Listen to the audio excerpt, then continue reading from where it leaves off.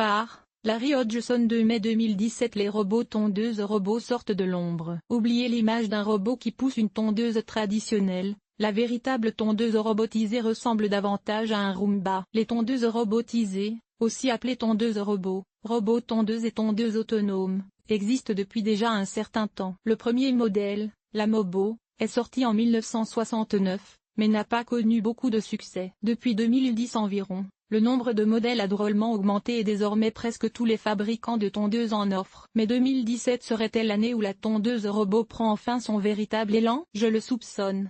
Qu'est-ce qui me fait penser cela? D'abord, il y a désormais des robots tondeuses en montre dans tous les salons de jardinage. Avant, on ne les voyait jamais. Aussi, la publicité en ligne pour les tondeuses robots, introuvable jusqu'à récemment, est subitement partout. C'est signe que les fabricants de tondeuses ont senti un changement d'attitude chez leur clientèle, un intérêt grandissant pour ce produit. C'est quoi?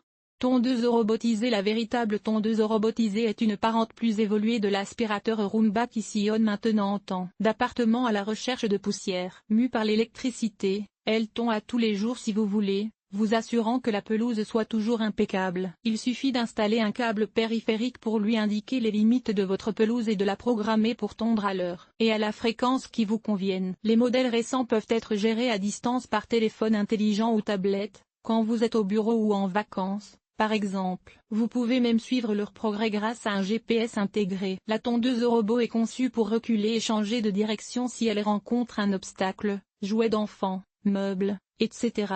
Et sans risque pour les enfants et les animaux. Elle fait beaucoup moins de bruit qu'une tondeuse classique, seulement un bourdonnement très discret. Ainsi, aucune plainte venant des voisins. Aussi, elle tond le gazon même quand vous êtes en vacances. Quand elle commence à manquer d'énergie, elle retourne à sa poste de rechargement et se branche toute seule. Certains modèles captent leur électricité par un panneau solaire. Les modèles plus sophistiqués peuvent même tondre des gazons en pente, à un angle de jusqu'à 35%, chose difficile pour les premiers modèles. Quant aux rognures de gazon, elles sont déchiquetées très finement et restent sur le gazon où elles se décomposeront rapidement pour nourrir les graminées, un exemple parfait d'herbicyclage. Cher, mais on peut programmer la tondeuse pour tondre quand on veut. À première vue, une telle tondeuse semble très chère. Peu de modèles coûtent moins que $2000, environ 1500 €, et les modèles haut de gamme coûtent 2 fois plus. C'est 5 à 10 fois plus qu'une tondeuse à moteur poussé traditionnelle.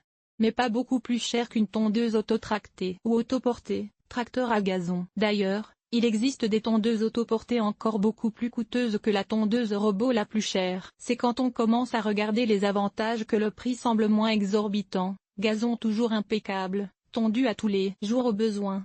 Beaucoup moins de mauvaises herbes. La plupart ne peuvent pas tolérer une tonte aussi fréquente. Peu besoin d'engrais, puisque les retailles, minuscules, puisque la tonte est fréquente, se décomposent rapidement et nourrissent ainsi le sol. Point la sainte paix. On n'entend pas ces tondeuses à moins d'être tout près. Plus grande sécurité, c'est de loin la tondeuse qui risque le moins de blesser un humain. Si vous avez l'habitude de faire entretenir votre terrain par un service de pelouse, imaginez l'économie. En 3 ans, vous aurez payé votre tondeuse autonome. D'accord, vous allez me dire que ces compagnies offrent dans leur contrat une vaste gamme de services, traitement herbicide, fertilisation, chaulage, aération, défeutrage, etc. autre que la tonte. Mais la plupart du temps, ces services ne sont ni vraiment utiles ni très efficaces. C'est de la poudre de perlimpinpin. Tondez correctement une pelouse et la plupart des problèmes de pelouse disparaîtront comme par magie. Modèle simple à plus complexe. Modèle solaire hybride, il se branche par journée sombre, mais est autrement mu par le soleil. Photo, Thibaut Rantaloxy, Wikimedia Commons. Toute tondeuse robot peut tondre une petite surface plane sans obstacle, mais si votre terrain est très vaste ou plus complexe, comprenant plusieurs zones différentes à tondre, comme une pelouse en façade et une autre en arrière, court et de fortes pentes, il faut un modèle plus sophistiqué et plus cher. Informez-vous aussi sur l'entretien nécessaire. Peut-on installer les câbles soi-même ou faut-il un spécialiste? Personnellement, je suggère la dernière option. Toute lame de tondeuse s'usera éventuellement, mais à quelle fréquence faut-il aiguiser ou changer celle de votre modèle? Est-ce que vous pouvez le faire facilement vous-même ou faut-il retourner la tondeuse au vendeur pour l'entretien? La batterie est généralement garantie 2 à 5 ans, un facteur à considérer, mais quand vient le temps pour la changer, pouvez-vous le faire vous-même ou faut-il payer pour ce service? La connectivité, la possibilité de gérer votre tondeuse par téléphone intelligent ou tablette, aussi se paie. Est-ce nécessaire dans votre cas? Où les trouver? Vous ne trouverez probablement pas de tondeuse robot dans votre jardinerie ou grande surface locale. Du moins, pas encore.